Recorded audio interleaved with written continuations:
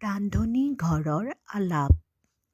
সোণটিহঁতৰ ৰান্ধনী ঘৰত এদিন দুভাগ ৰাতি খুটুং খাটাং ঘিটিং ঘাটাং বাজিল কাঁহী বাতি।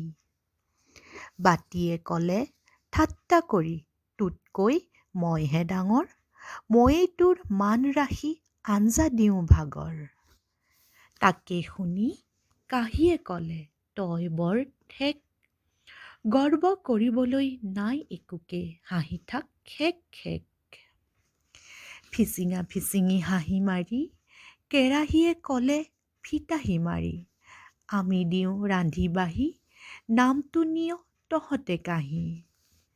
হেতা খন্তি বাল্টি ঘটি নাথাকি চুপে চাপে, হুৰমুৰকৈ দম্ভালি মাৰি উঠিল একে জাপে। ৰান্ধনী ঘৰৰ